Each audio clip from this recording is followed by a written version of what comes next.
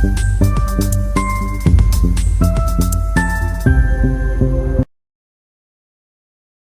को हम लोग समझ लेते हैं, मार्केट किस हिसाब से बायर और सेलर को बिठाने की कोशिश किया है। देखो हम लोग का व्यू परफेक्ट था, मैं जहाँ पर अपना पोजीशन को एग्जिट किया वहीं से मार्केट देखो एग्जैक्टली डायरेक्टली गिरा है। वैसे भी अगर मैं होल्ड कर लेता तो मेरा प्रॉफिट नहीं बनता है, क्योंकि मैं 12 बजे वैसे भी एग्जिट कर देता। मार्केट 12:45 1 बजे तक गिरावट किया है। पर वही बात है, जैसे कि मेरा व्यू था कि इतना तेजी में कोई बाय नहीं कर पाता है, साइडवेज हो जाएगा, दूसरे लोग अपना पोजीशन बाय करेंगे, 0.3 0.5 का रिट्रेसमेंट वगैरह लगाएंगे।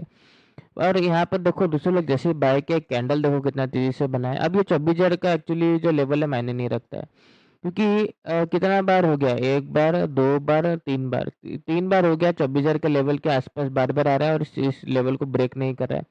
आज का कैंडल इतना शार्प और इतना स्ट्रॉन्ग कैंडल रेड बनाया ना, दूसरे लोग अब ये 24,000 का वेट नहीं किए हैं, सब अपना पोजीशन को निकाल दिए हैं। अब हम लोग अपना बाइंग साइड का पोजीशन बना सकते हैं। चलो मान लो एक पल के लिए ये ब्रेक भी हो जाता है तो भी क्या होगा, जब इतना बड़ा 3 दिन मार्केट अगर कोई लेवल को होल्ड करके गिरावट करता है ना, तो वो गिरावट जेन्युइन नहीं रहता है, क्योंकि दूसरे लोग ना इसको अब रेजिस्टेंस के रूप में ले ही लिए हैं। उनको दिख रहा है कि मार्केट बार बार इस पॉइंट पे आके रुक रहा है, तो जैसे ही इस लेवल को ब्रेक करेगा दूसरे लोग ह्यूज क्वांटिटी में सेलिंग वगैरह करने की कोशिश करेंगे, तो वैसे भी हम लोग एक रिवर्सल वगैरह देखने को मिलेगा।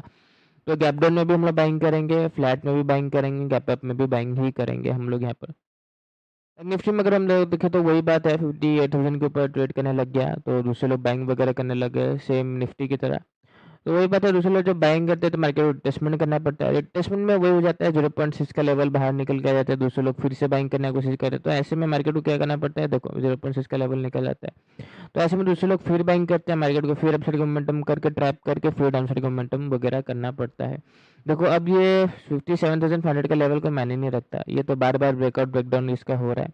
ऐसे में अब हम लोग को एक डायरेक्शनल मूव आई होप देखने को मिलना चाहिए, वो है अपसाइड का।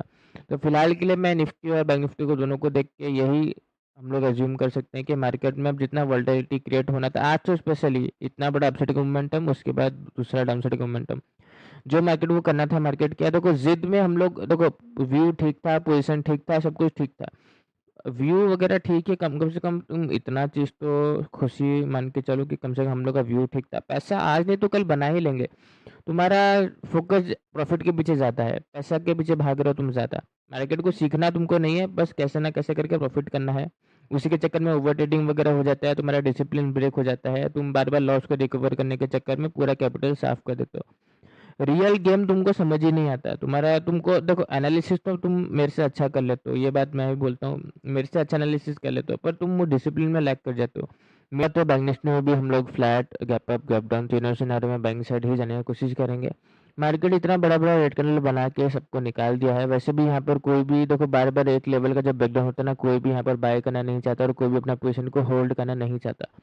तो I hope on the spot situation थोड़ा चेंज हो सकता है, तो प्रॉपर कंफर्मेशन के साथ ही ट्रेड करना। धन्यवाद।